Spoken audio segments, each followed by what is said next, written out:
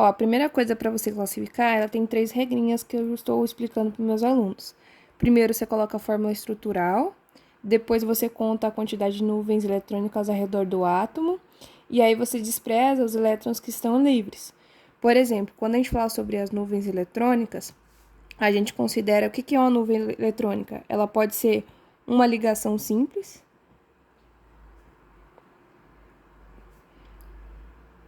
ela também pode ser uma ligação dupla, ou ela pode ser uma ligação tripla. Acho que isso você já entende muito bem, que é aquela que tem só um risquinho, aqui dupla são 2 e tripla são 3. Então, isso a gente considera como aí uma nuvem eletrônica. A única que você vai desprezar aí, no caso, seria o par de elétrons livres, que é quando representa aí com 2 bolinhas, tá? Que é esses que não vão ligar. No caso aqui, para a gente considerar a parte da geometria, a gente tem que analisar essa parte das nuvens, né? Então, por exemplo, quando tiver 2 nuvens completas no átomo central, a geometria é considerada como linear. Quando for 2 nuvens eletrônicas mais um par de elétrons sobrando, nesse caso aí ela vai ser angular. 3 nuvens completas no átomo central vai ser trigonal ou trigonal planar. 3 nuvens mais um par de elétrons, ela é considerada como piramidal. E a última aí, que são 4 nuvens completas no átomo central, então vai ser tetraédrico. Eu coloquei aqui alguns exercícios que eu fiz com os meus alunos. Então, o que é mais fácil você lembrar? Essa parte aí tem que lembrar para conseguir entender. Aqui no caso, você tem que entender sobre a parte de camada de valência, então quantos elétrons tem na última camada. Pensando aqui nessa molécula, eu tenho então aqui hidrogênio, né? O hidrogênio ele tem um lá na camada de valência, um elétron, né? Então ele consegue fazer só apenas uma ligação para estabelecer ali a regra do octeto. Já o enxofre, né, que é o S, ele tem 6 elétrons na camada de valência, então ele consegue fazer 2. Então, a primeira coisinha, então, você vem aqui, faz a fórmula estrutural. Então, vamos colocar aqui como o átomo central aquele que só tem um. O hidrogênio aqui, como tem 2, vamos colocar de lado. Então, aqui enxofre fica no meio e os hidrogênios vão ficar aqui na parte do lado. O enxofre, como ele possibilita aí fazer 2 ligações, vamos fazer as 2 ligações aqui com o hidrogênio. Beleza, fez as 2 aqui. Mas nesse caso, eu tenho então aqui, pela regra do octeto, estabelecendo aí a parte da ligação, onde o hidrogênio está com 2 elétrons na camada de valência agora, né? Então ele estabilizou. E do outro lado também, porque ele está compartilhando aí elétrons com a parte do enxofre. Só que aqui tem que ter um cuidado, porque o enxofre aqui está representando só 2 elétrons. E cadê os outros? Lá na camada de valência não tem 6, então está faltando 4. Esses 4 aí são uns pares de elétrons que estão livres.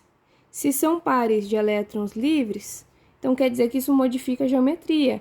Aqui a gente ia considerar como linear.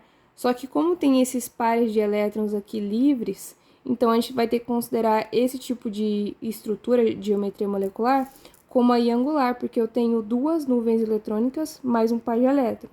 Como que eu verifico isso? Tá vendo que aqui ele está compartilhando? Então é como se tivesse uma nuvem, a ligação simples aqui e outra ligação simples aqui. Então quer dizer que eu tenho 2 nuvens eletrônicas. Só que a gente não considera o par de elétron. Então quer dizer que essa aqui vai ser angular. Beleza? Mas nesse caso, esse par de elétrons, por que vai ficar angular? Ele vai conseguir fazer com que as moléculas de hidrogênio vai para baixo. Então aí, a parte da geometria, ela modifica só um pouquinho. Então ele vai ficar desse jeito, tá bom? Agora do CO2 aqui, mesma coisinha, tá? O oxigênio, ele tem 6 elétrons na camada de valência. Para a regra do octeto, precisa de mais 2, então ele consegue fazer 2 ligações. Já o carbono aqui, ele tem 4 elétrons na camada de valência, então ele consegue fazer 4 ligações. Mesma coisa, coloca o átomo central como aquele que só tem um, fica mais fácil. Então, carbono aqui, e depois a gente coloca os hidrogênios, os oxigênios. Nesse caso aqui, então, quer dizer que o carbono ele consegue fazer 4 ligações. Vamos fazer essas 4 ligações já com os oxigênios. Então, aqui eu vou fazer 2, e aqui mais 2, então completo 4. Então, aqui eu estabeleci uma regrinha para estabilizar o carbono. Já o oxigênio, ele consegue fazer 2 ligações. Se a gente for analisar aqui, ó, esse oxigênio ele já está fazendo 2 ligações aqui, e esse oxigênio também está fazendo. Outra coisa que a gente tem que analisar, aqui, ó, estão os elétrons, né? Estão sendo compartilhados aí, então ligação covalente. Nesse caso, a gente conseguiu fazer com que tenha ligações dos 4 elétrons aqui do carbono, então estabilizou. E quantas nuvens eletrônicas tem? Olha aqui, ó. Aqui eu tenho uma ligação dupla e aqui também tem uma ligação dupla. Então, isso é considerado como uma nuvem eletrônica. Então, eu tenho 2 nuvens eletrônicas e não tenho nenhum par de elétrons sobrando. Então, nesse caso aí, a gente pode considerar como linear, tá? Então, no caso aqui, o CO2 é considerado como linear. Próximo, amônia, NH3. O hidrogênio aí tem um elétron na camada de valência, então pode fazer uma ligação. E o nitrogênio aqui, ele tem 5 elétrons na camada de valência. Então, ele pode fazer 3 para estabilizar lá com 8, tá? Regra do octeto. Coloco lá o nitrogênio no meio e depois a gente coloca aí os hidrogênios. Sempre é mais fácil você colocar do lado e aí depois você pode colocar para cima ou para baixo.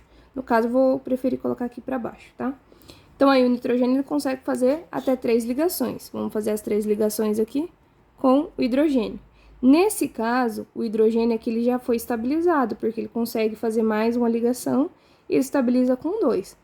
O nitrogênio, ele conseguiu fazer 3 ligações, mas você tem que entender que ele tem 5 elétrons na camada de valência. Se a gente for contar aqui, ó, eu tenho um elétron aqui, 2 aqui, 3, que eles estão fazendo 3 ligações.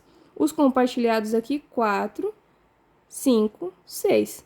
Não tá faltando mais 2? É o par de elétron que tá sobrando aí, ó. Um par de elétron. Se a gente for analisar aqui, quantas nuvens eletrônicas eu tenho? Eu tenho uma aqui, ó, uma ligação simples. Outra aqui, 2, e aqui 3. Então, quer dizer que eu tenho 3 nuvens eletrônicas, mas eu tenho um par de elétron. Se eu tenho um par de elétrons sobrando, nesse caso, ela é considerada como piramidal. Então, ó, 3 nuvens e um par de elétrons, então ela é considerada como piramidal.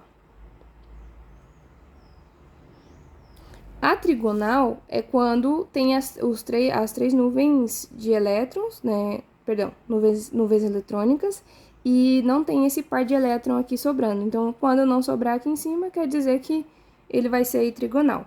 A última aqui, metano, né? A molécula de metano, CH4.